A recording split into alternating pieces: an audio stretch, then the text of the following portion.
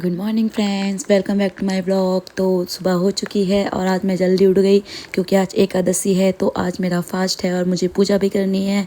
और हाँ, आज मैं रेडी हो गई क्योंकि आज मुझे अपने ताई के घर जाना है क्योंकि आज उनके घर प्रभात फेरी है।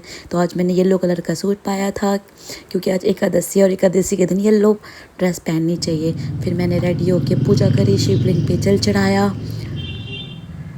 आज मैंने अपने कान्हा जी को स्नान भी कराया क्योंकि एकादशी है ना। वैसे मैं रोज़ रोज़ स्नान नहीं कर पाती क्योंकि कभी कभी स्कूल में भी लेट हो जाती हूँ, इसलिए फिर मैंने उसको चरणामृत लगाया कान्हा जी को।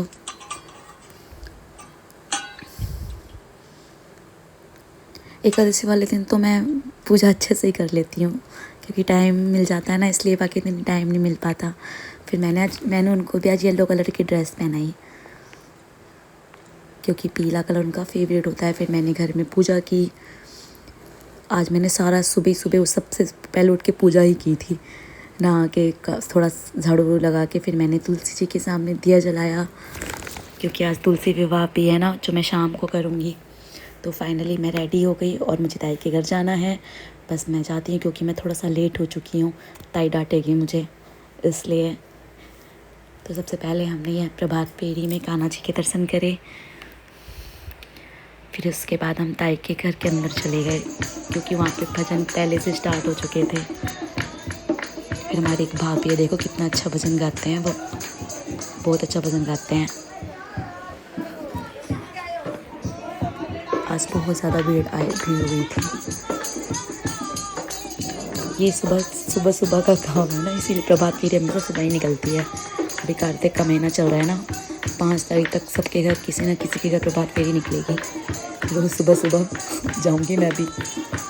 आज तो संडे था इसलिए मुझे भी बहुत टाइम मिल गया वहाँ रुकने का, वरना बाकी दिन तो स्कूल भी रहता है ना, स्कूल भी जाना पड़ेगा मुझे इसलिए।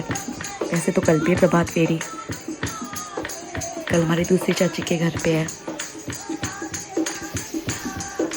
एक भाई बच्चा सो गया गाने सुनते सुनते। सभी भक्ति में डूबे हुए हैं।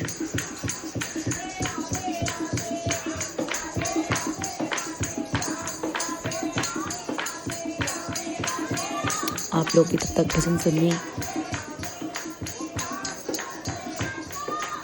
ऐसे ये सबके घर होनी चाहिए है ना, सुबह सुबह भगवान का नाम लेने से दिन अच्छा जाता है। फिर मैंने भी अद्विक को गोदी में लेके थोड़ा सा डांस करा, डांस नहीं बस थोड़ा सा ऐसे ही। फिर मैंने आरती करी, भगवान जी से आशीर्वाद मांगा, भगवान बस सब कुछ सही कर दो। ऐसे भी लाइफ में बहुत ज़्यादा उथल पुथल मची हुई है, आई होप सब सही हो जाए। ओके, फिर इसके बाद हम मंदिर चले गए क्योंकि हमें मंदिर तक छोड़नी थी ना फेरी को, इसलिए। फिर मैंने शिव बाबा के दर्शन करे। फिर बाहर आते ही गोबर के दर्शन हो गए, जो कि पहले से रखी हुई थी, स्मेल आ रही थी वैसे तो। साथ में ये खग्गड़ भी बैठे हुए थे। फिर घर आके मैंने चाय बनाई अपने हस्बैंड के लिए। ये प्रसाद मिला था मुझे आज का, केले मूंगफली, मुझे मूंगफली बहुत अच्छी लगती है।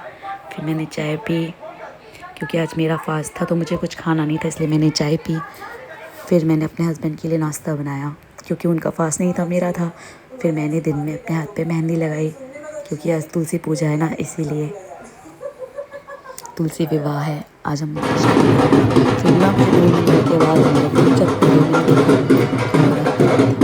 समझ में तो नहीं आता क्या होता, बट हाँ कुछ ऐसा था, कोई फंक्शन था। देखो फ्रेंड्स, आज का मौसम भी बढ़िया है, ठंडी ठंडी हवा है थोड़ी थोड़ी सी, प्लस हल्की हल्की मीठी मीठी सी धूप।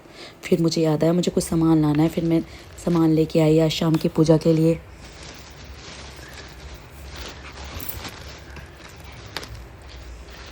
तेल वगैरह। फिर मैंने खीर बनाई शाम के लिए।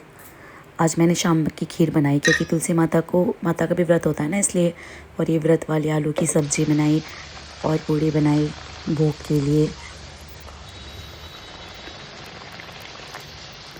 फिर मैंने जल्दी जल्दी पूड़ियाँ सेकी, फिर मैं रेडी हो गई क्योंकि फिर मुझे हमने शाम की पूजा करनी थी, इसीलिए मेरी पूड़ियाँ बन गई थी। मैंने भोग रेडी कर दिया था।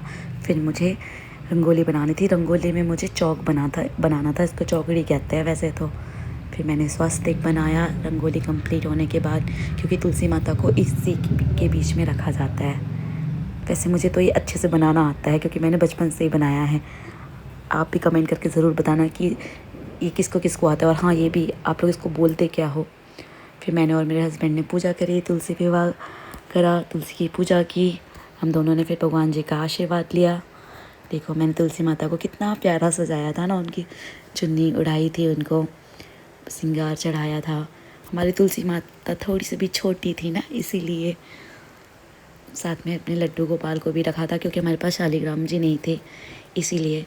तो पंडित जी ने बताया था कि शालिग्राम ना हो तो कान्हा जी रख सकते हैं, लड्डू गोपाल जी को भी रख सकते हैं। फिर हमने डिनर करा, वो भी बिग बॉस देखते देखते।